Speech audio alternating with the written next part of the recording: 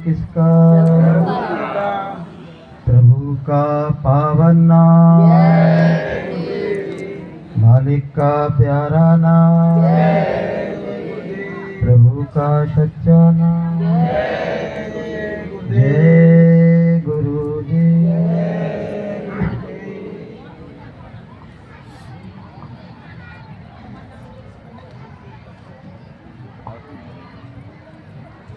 गुरु माता गुरु पिता है, गुरु भ्राता गुरु मीत, गुरु सम प्रीतम जगत में मोहे ना बेचित। गुरु को कीजे दंडवत, कोट कोट प्रणाम। कीट न जाने भृंगी को, गुरु कर ले आप समान। बोलिए प्रेम से जय गुरु जी। हमारे संसार में हमारे अनेकों मीत हैं, हमारे मित्र हैं, बंधु हैं, सखा हैं, माता पिता हैं, लेकिन गुरु के समान हमारा कोई रहबर नहीं है। गुरु के समान हमारा कोई हितैषी नहीं है, क्योंकि जन्म जन्मांतर की पीड़ा, जन्म जरा मृत्यु के बंधन, नरकों की यातनाएं, 84 के कष्ट, जिसमें एक जीव दूसरे जीव का भक्षण कर रहा है, इन सब का निदान संसार में कोई कर सकता है तो वो गुरुदेव है, कोई दूसरा नहीं है। हम गलती कहाँ करते हैं? हम ये समझते हैं कि परमात्मा जो अवतार लेके आते हैं वो हमको निजात दिला सकते हैं, हमको मुक्ति दिला सकते हैं, जबकि परमात्मा स्वयं कह रहा है कि मेरा काम मुक्ति का नहीं है।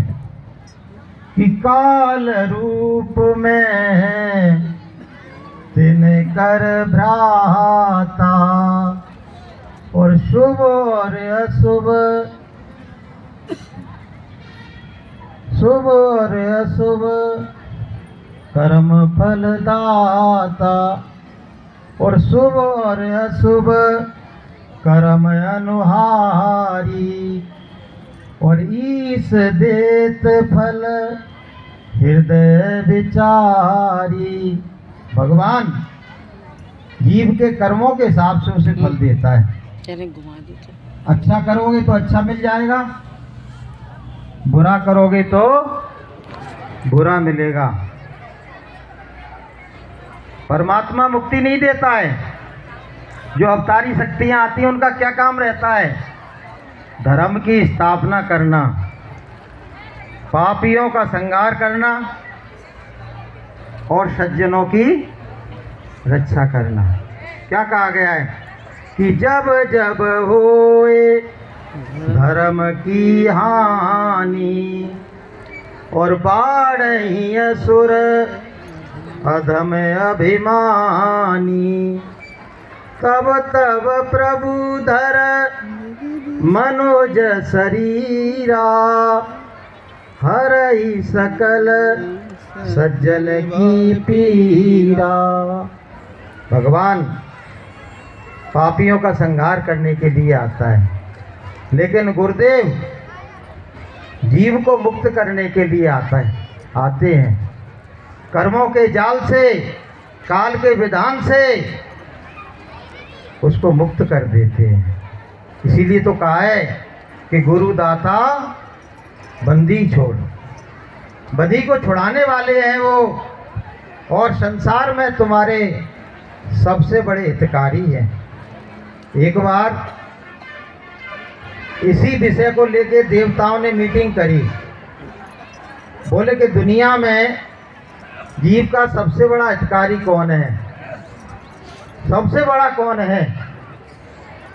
तो पूछा गया तो एक देवता बोला कि जिसने पृथ्वी को धारण किया है, जिसके सिर पर पृथ्वी धारित है, वो शेषनाग सबसे बड़े है, सबसे बड़े शेषनाग है। तब तक एक दूसरा देवता बोलने लगा कि अगर शेषनाग सबसे बड़े हैं तो शंकर जी के गले में क्यों पड़े हैं?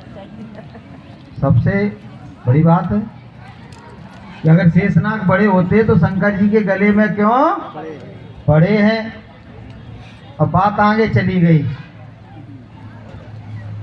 तब तक एक देवता बोलने लगा कि अगर शंकर जी सबसे बड़े हैं तो हिमालय पर्वत पर क्यों खड़े हैं? भैया हिमालय पर्वत शंकर जी को धारण कर रहा है तो इसका मतलब हिमालय पर्वत बड़ा है। तब तक एक देवता और कहने लगे कि अगर हिमालय पर्वत बड़ा है तो हनुमान जी के हाथ पर क्यों अड़ा है? अब हनुमान जी पे बात आ गई, बोले हनुमान जी सबसे बड़े। तब तक एक देवता बोलने लगा कि भैया हनुमान जी सबसे बड़े हैं तो राम जी के चरणों में क्यों पड़े हैं? भैया सबने कहा अरे बात तो सही है कि सबसे बड़े तो राम जी हुए। तब तक एक देवता बोला कि मेरी बात सुन लो, कि वो राम जी सबसे बड़े हैं तो गुरु वशिष्ठ के चरणों में क्यों पड़े हैं? तो सबसे बड़े कौन हुए? गुरुदेव। तो बोलिए प्रेम से। तो बहनों भाइयों, हमको सबसे जो सबल है उसकी शरण में रहना चाहिए, और गुरु भगवान से सबल कोई दूसरा नहीं है। दुनिया के दुखों को दूर करने वाले आपको मिल सकते हैं, परेशानियों को दूर कर देते हैं, भूत प्रेत को भगा देते हैं, लेकिन जीवन मरण की जो गुत्थी है उसको सुलझाने वाले तो केवल दाता दयाल सतगुरु होते हैं, कोई दूसरा नहीं होता है। इसीलिए तो कहा गया है कि चलो गुरु की शरणिया, दुनिया से नाता तोड़ के, चलो गुरु की शरणिया, दुनिया से नाता तोड़ के। एक दिन भैया इस दुनिया से पड़ेगा तुझको जाना, एक दिन भैया इस दुनिया से पड़ेगा तुझको जाना। कौड़ी कौड़ी जमा किया सब छोड़ के महल खजाना, कौड़ी कौड़ी जमा किया सब छोड़ के महल खजाना।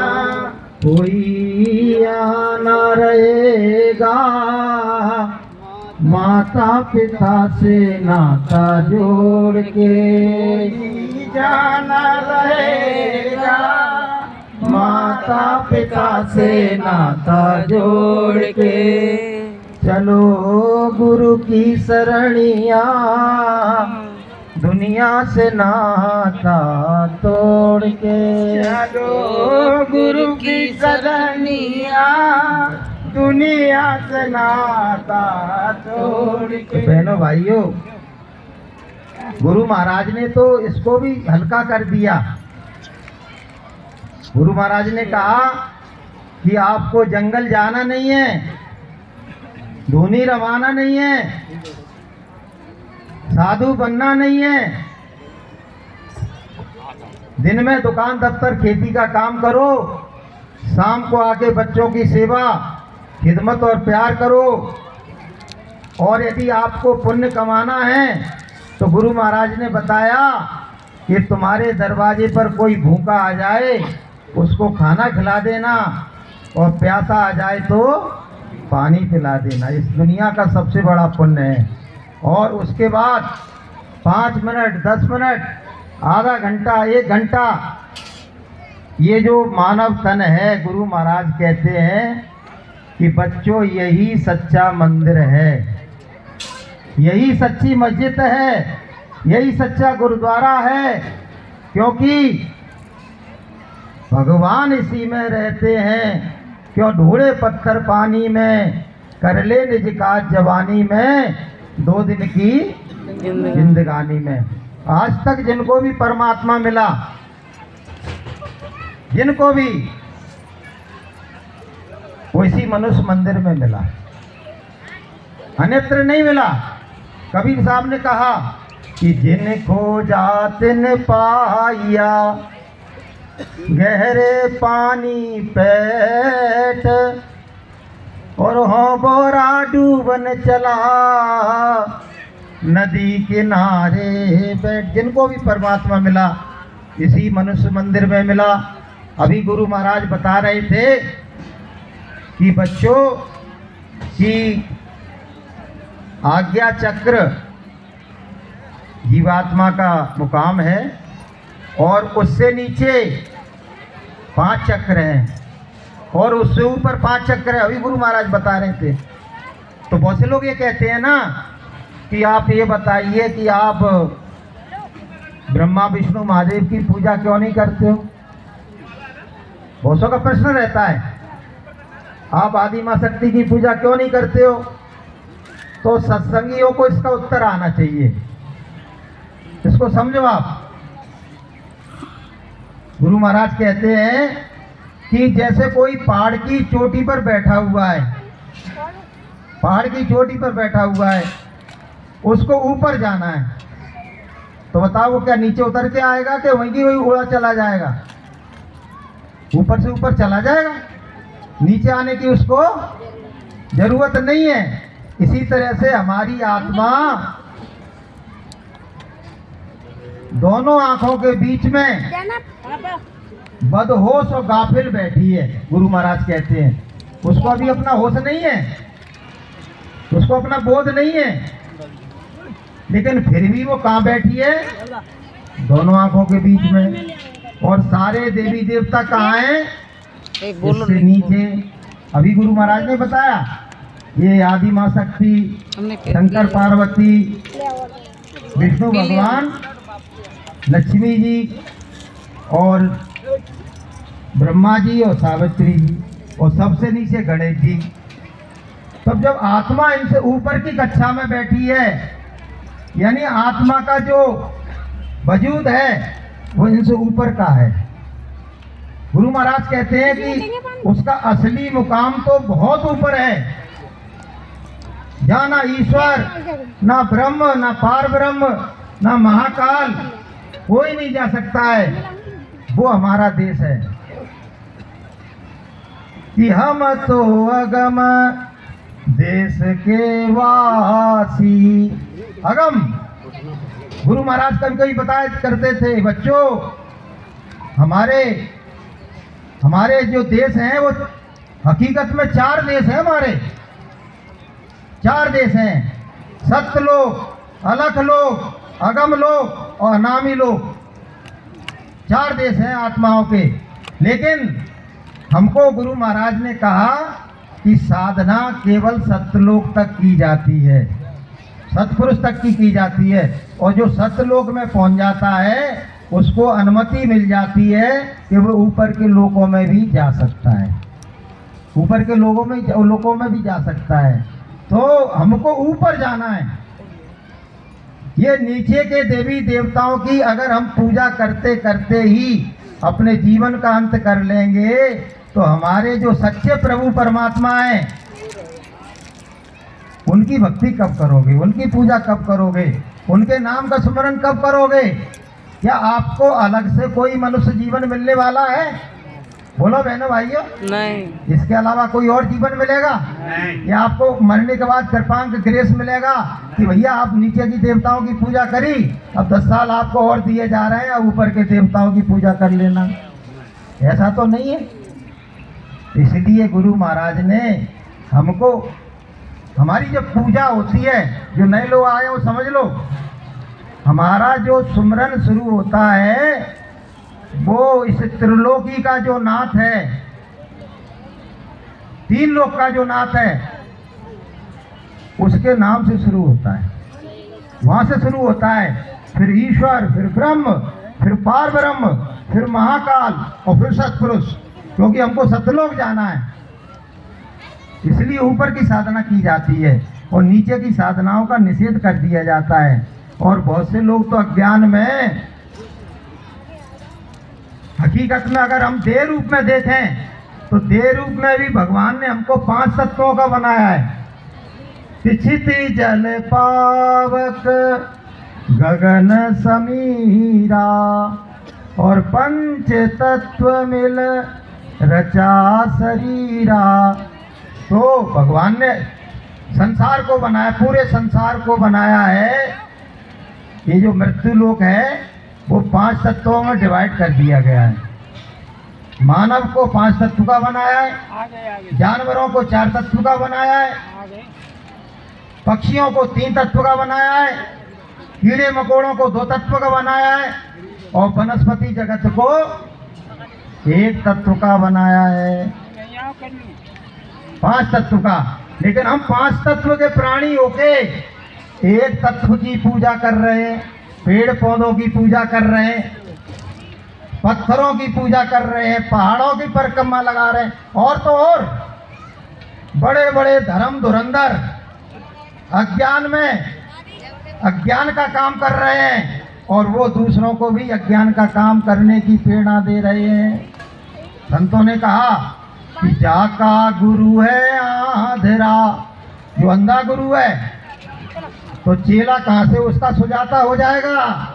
चेला निरा निरंध और अंधे अंधा ठेलिया और 2 कूप परंत। अंधे अंधे को रास्ता बता रहे, जिसको परमात्मा नहीं मिला है वो इस बात की टाल ठोक रहा है कि मेरे पास आओ और मैं तुमको परमात्मा का दर्शन कराऊंगा।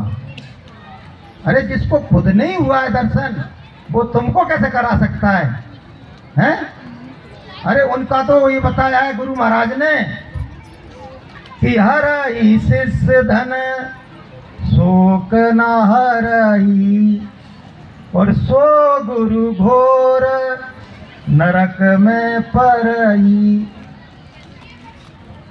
शिष्य का धन तो हर रहे हैं, लेकिन उसका जो शोक है, उसका जो संताप है, जो जन्म मरण का संताप है, जो नरकों की दुख भरी यातना है, उसका हरण नहीं कर पा रहे, तो उनको नरक में जाना पड़ेगा।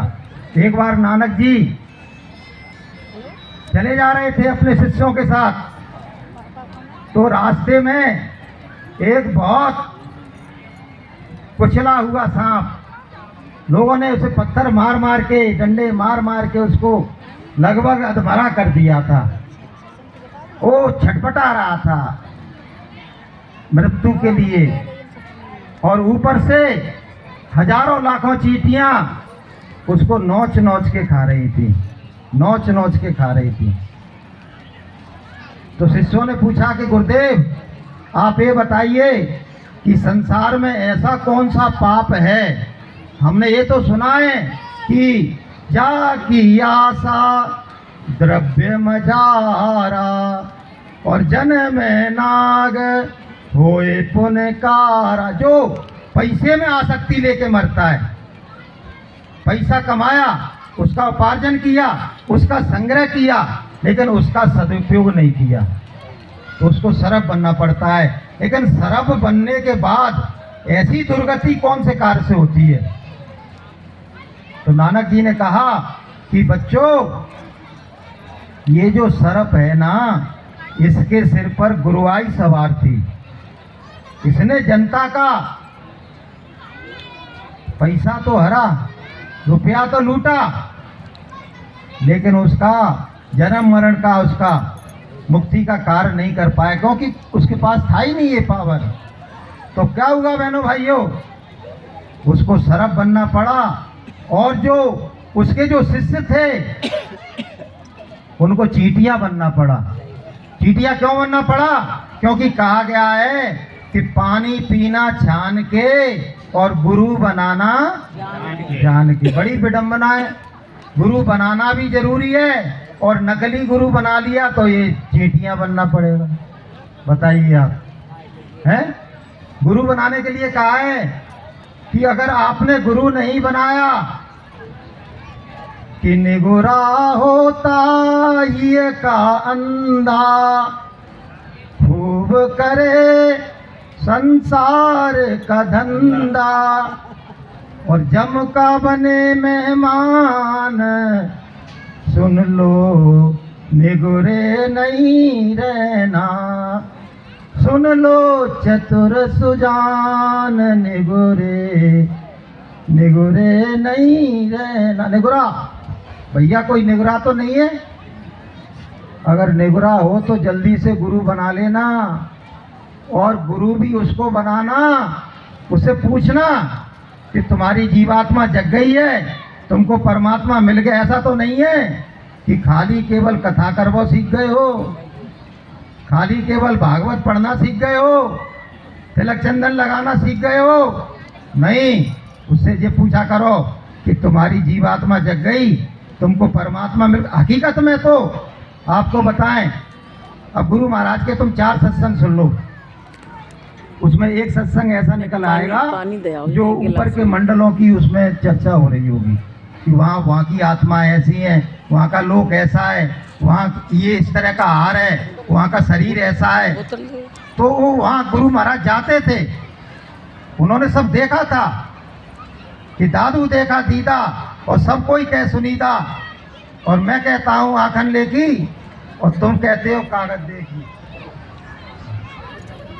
तो बहनों भाइयों, तो नानक जी ने कहा कि ये जो सर्प है इसके सिर पर गुरुआई सवार थी।